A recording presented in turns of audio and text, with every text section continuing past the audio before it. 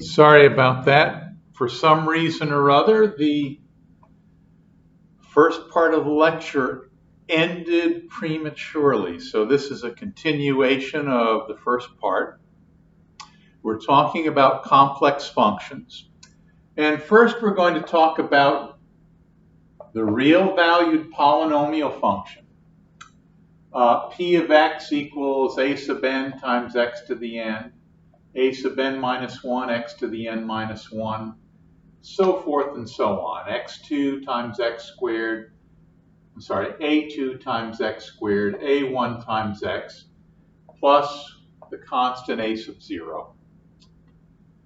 Can we take a complex number z and plug it in here for x? And the answer is yes. So just take any complex number, z equals x plus yi, and this is going to be how we define the polynomial in terms of the complex number z. A sub n times z to the n, a sub n minus 1 times z to the n minus 1, plus a sub 2 z squared plus a sub 1 z plus a sub naught. And what do? Well, z is equal to x plus yi, so we just take x plus yi and plug it in here for z. Everywhere we see a z, we put x plus yi, x plus yi, x plus yi. Now, let's just do an example. P of x is equal to x squared plus 3x minus 18, okay? So what would P of z be? Well, it'll be z squared plus 3z minus 18, and z is the complex number x plus iy, so that would really be x plus yi squared plus 3 times x plus yi minus 18. That would be exactly what it is.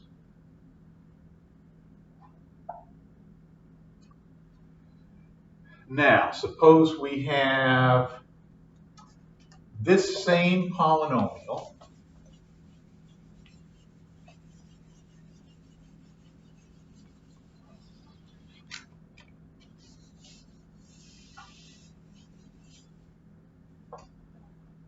and we let z equal 3 plus 2i. Then the polynomial evaluated at z is, well, let's look at this model. Z squared plus 3z minus 18. Z squared, so that's 3 plus 2i squared plus 3z, 3 plus 2i minus 18. And son of a gun, what would this be equal to? I have absolutely no idea. Let's see, how do we square this thing? We take the first times the second. No, see, we take the first thing and square it. There we go. Take the second thing and square it. So that's 4 times I squared, or negative 4. And then we take the first times the second, 6i, and double it. So this is going to be 9 minus 4 is 5, plus 12i. Okay. Now, this is a complex valued function. This was our polynomial. z squared plus 3z minus 18. It's a complex valued function, but it had real coefficients. The coefficient of z squared was 1. The coefficient of z was 3. And the constant coefficient was negative 18. Could we have a polynomial with complex coefficients? And the answer is absolutely. Absolutely.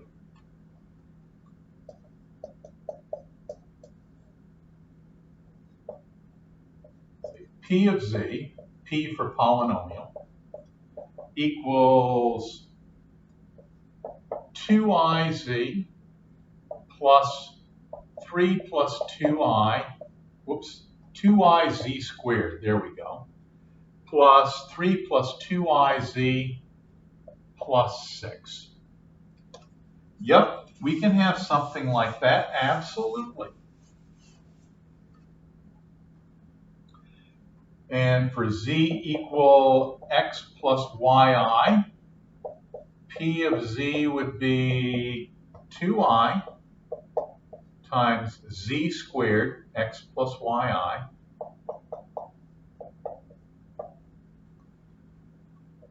plus 3 plus 2i times z, where z is x plus yi,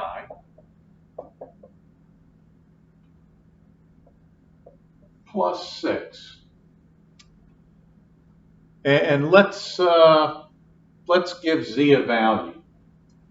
This one worked well for us in the last example, so let's say z is equal to 3 plus 2i. Then P of z is, let's see, P of z is 2i times z squared, where z is 3 plus 2i, plus 3 plus 2i times z, which is 3 plus 2i, plus 6. And am I going to compute this out? No, I don't think so. But it won't bother me at all if you do. So polynomials can be complex functions. Now, a special kind of polynomial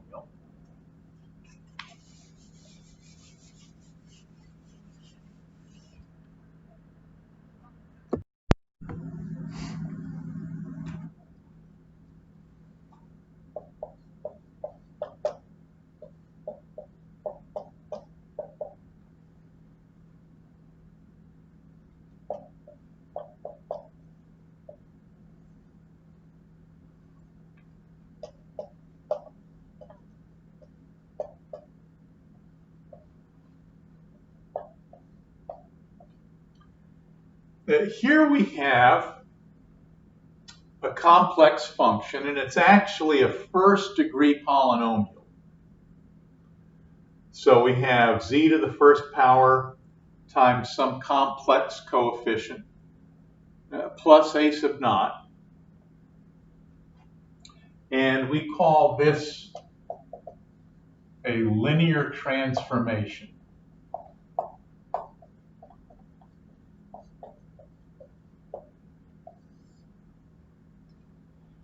And if you think about it, the reason why we do this, let's say we had a real valued function that looked like this.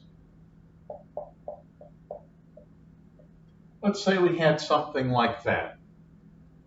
And we'd look at this and we'd say, wait a minute.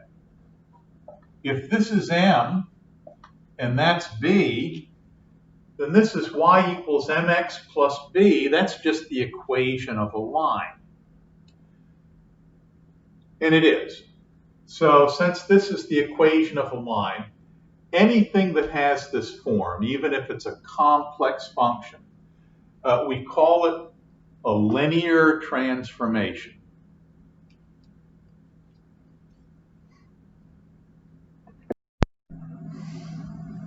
Okay, exponential functions. E to the z, where z equals x plus yi. Well, let's see, the law of exponents say that e to the x times e to the yi, the exponents add. So this is equal to e to the power of x plus yi. So these two things are equal. And we know what e to the power of I theta is, right?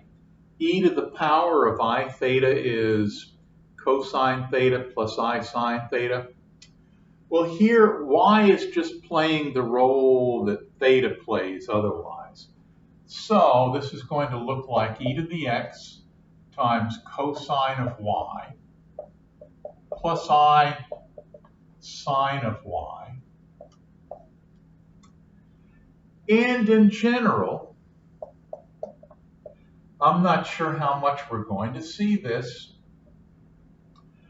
Suppose that we have some positive real number, a, to the power of z.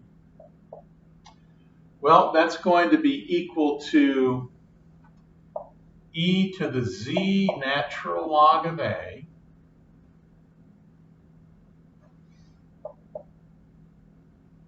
and so that's going to be,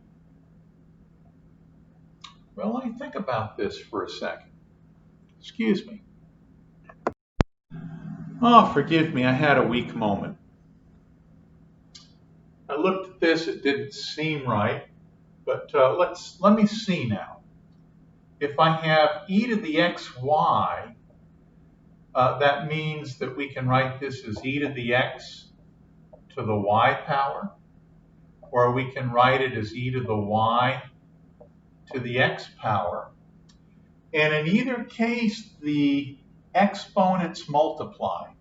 When we have something raised to a power, the exponents multiply. We have e to the xy. Well, what about this? E to the z to the natural log of a. Holy moly. Well, I can write that as e to the natural log of a, the whole thing raised to the z power. Why can I do that? Well, first of all, notice that I have e raised to a power, that whole thing raised to a power. So the exponents multiply. So we're going to have z times natural log of a.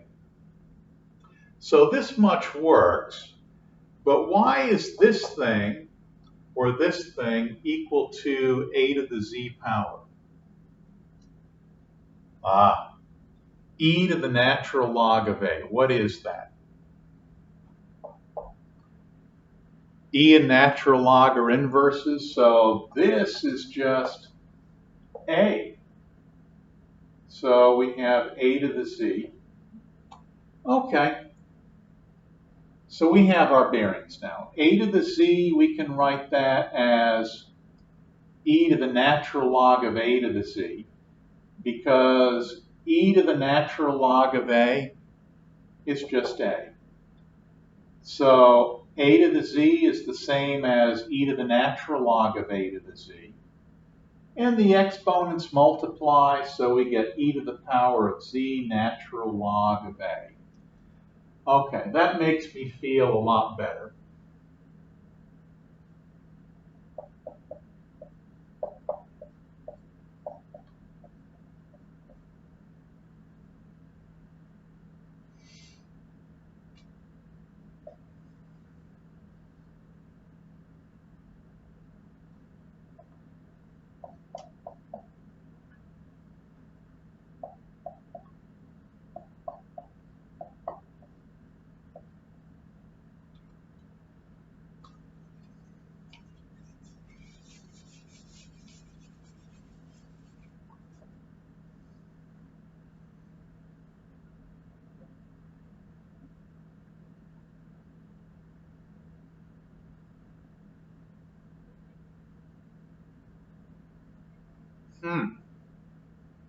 Son of a gun, where are we going with this?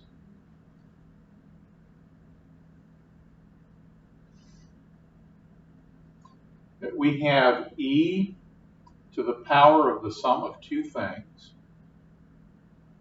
So we can write this as e to the natural log of ax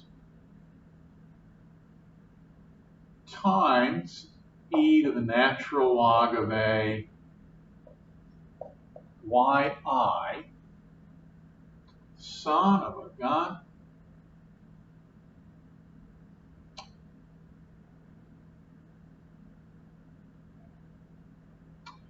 well, this is going to get us what we already knew. E to the power of the product of two things, e to the natural log of a to the x. See the exponents multiply, times e to the power of the product of two things, e to the natural log of a to the yi. So that's going to be a to the x times a to the yi, a to the yi, which equals a to the x plus yi.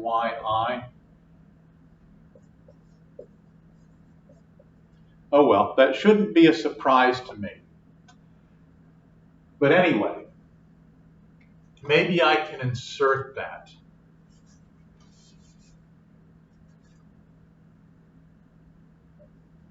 A to the z, that's a to the x plus yi.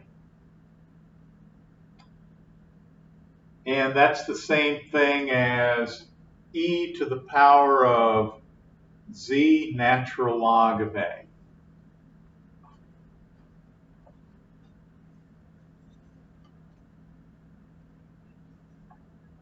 And out of all of this, I think maybe we just want to encapsulate this much. Okay.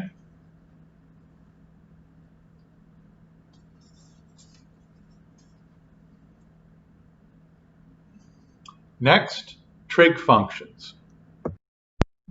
Trig functions. Remember, cosine of x is e to the ix plus e to the negative ix over 2. Sine of x is e to the ix minus e to the negative ix over 2i. And so analogously, for any complex number z equal x plus yi, excuse me, cosine of z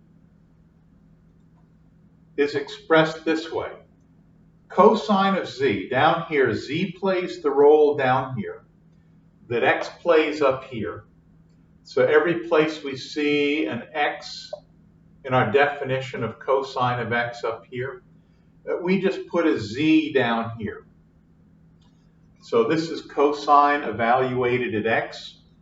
Cosine evaluated at z, z just plays the role down here that x plays up here in our model. Sine of x, e to the ix minus e to the negative ix over 2i.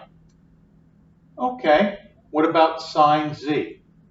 Down here, z just plays the role that x plays up here in our definition of sine.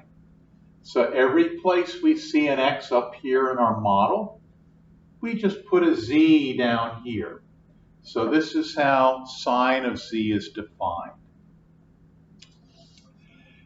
And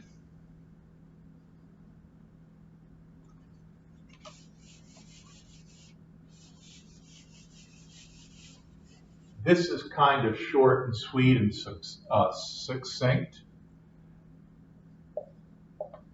Tangent of z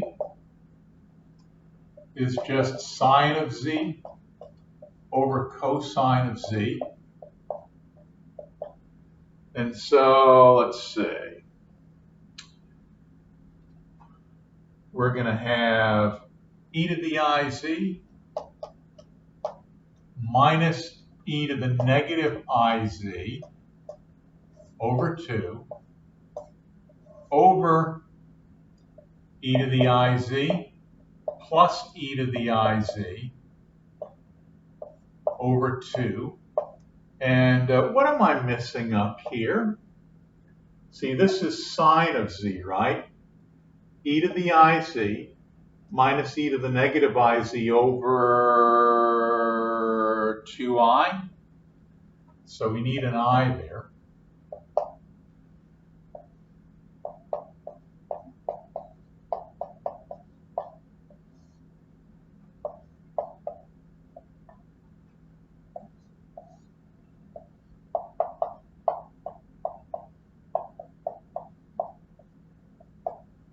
Okay. Son of a gun. E to the iz minus e to the negative iz all over I times e to the iz plus e to the negative iz.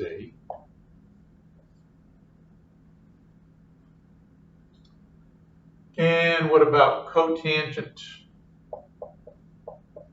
Same thing. Cosine of z over sine of z. And we'll take a little detour here. Here's cosine of z, e to the iz plus e to the negative iz over 2. Divided by sine of z or multiplied by the reciprocal of sine z. So 2i e to the iz minus e to the negative iz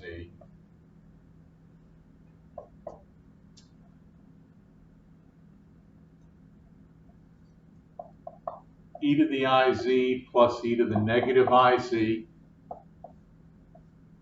times I over e to the iz minus e to the negative iz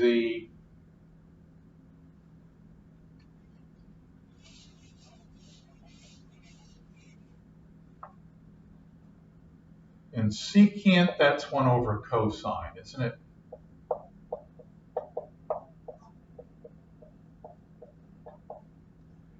We do that exactly the same way.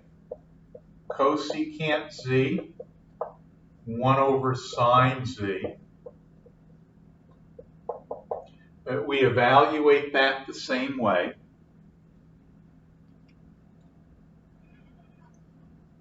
And I should mention that all of the familiar identities hold. So let's take a look at those.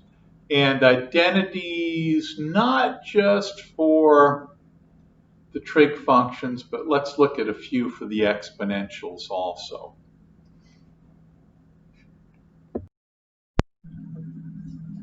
Okay, round up the usual suspects. Sine squared plus cosine squared equals 1.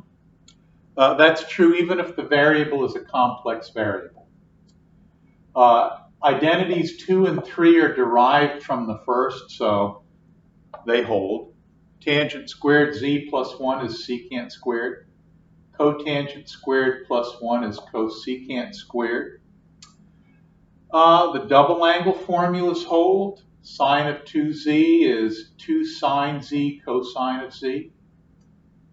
Cosine of 2z has 3 parts to it, just like the real variable counterpart. And the sum of angles, sine of z1 plus z2, is the sine of z1 cosine of z2 plus or minus sine of z2 cosine of z1. Now,